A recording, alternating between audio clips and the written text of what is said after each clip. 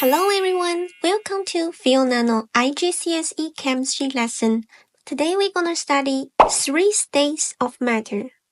If you like this video, please don't forget to leave your comment and subscribe my channel. Okay, let's start it. As you can see from these pictures, these are 3 common states in our daily life. In summer, you may use ice cubic to cool down your Coca-Cola. In morning, you may drink a glass of water. And when you boil in the water, you may see the steam release, right?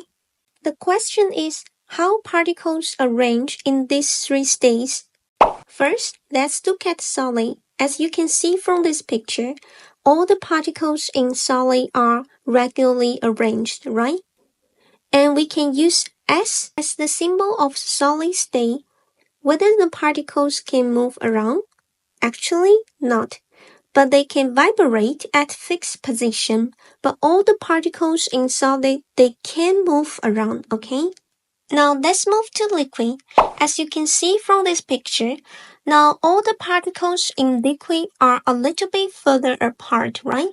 So now they are not regularly arranged. It's randomly arranged. And we can use L as the symbol of liquid state. And whether the particles in liquid can move around? Actually, yes. All the particles in liquid, because now they are randomly arranged, so they can move around each other. Let's look at gas. So you can see here, all the particles in gas state, they are more further apart, right? So in this time, they are also randomly arranged. We can use G as the symbol of gas state, and all the particles in gas state, they can move at high speed in all directions. Let's consider one more question. Which particles have most kinetic energy? So it is gas state, right? All the particles in gas state, they are most further apart, so they have most kinetic energy. They can move faster, and followed by solid and liquid. Next is the more detailed information about these 3 states of matter. First, we look at interconversion between solid and liquid. And I think most of you guys experience ice melting under the sun before you finish it, right? And maybe you know due to global warming, glaciers are melting. These are common conversion between solid and liquid. Now that's the more detailed information. When a solid changes to a liquid, this process we call it melting. And if you want to melt, you need to put in energy, which means you need energy to overcome the forces between solid particles, and then particles are randomly arranged and they can move around. But how much energy are required for this process? This comes to melting point. Melting point tell you how much energy are required. If your temperature is higher than your melting point, then you are a liquid state. But if the temperature is lower than melting point, then you are a solid state, okay? As for the inverse direction, if you change from liquid to solid, this process will need to take out energy, which we call freezing. And the temperature required for a substance to freeze, we call it freezing point. Now let's look at the interconversion between liquid and gas. I also want to use very common example to help you understand this. If you boil the water, you may see steam release, right? And in early morning, you may see some water form on the leaves. These are common interconversion between liquid and gas. If we look at the particles from a liquid state to gas state, this process you can see particles are more further apart.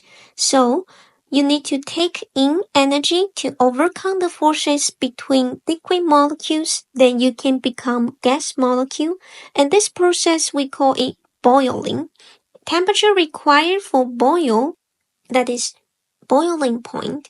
And as for the inverse direction, if you change from gas to liquid, you also need to take out energy. And this process we call it condensing. Now let's think about one more question. Is boiling the only process that liquid can change to gas? Actually, not. we also have evaporation process.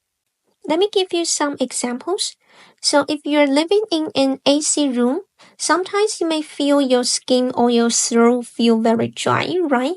So in this time, you can put a bowl of water beneath the air conditioner, or you can also use a damp towel.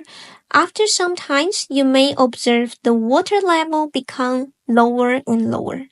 So these are very common example for evaporation. Liquid water can evaporate to gas molecule.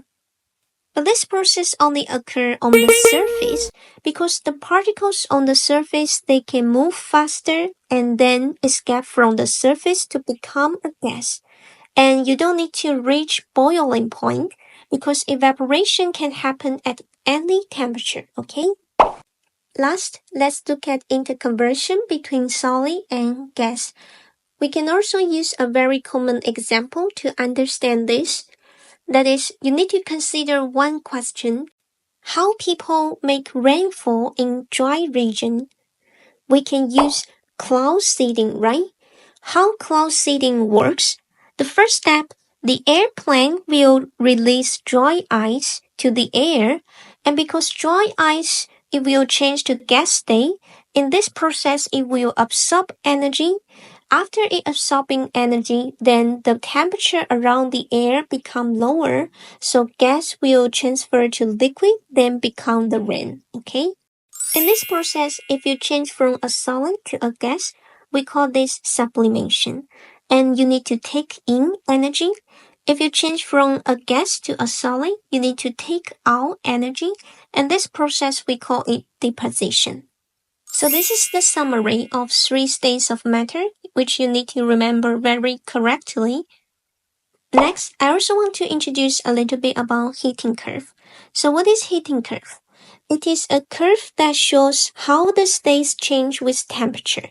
So you can see here, when the temperature reaches the melting point of the solid, then the solid will change to liquid.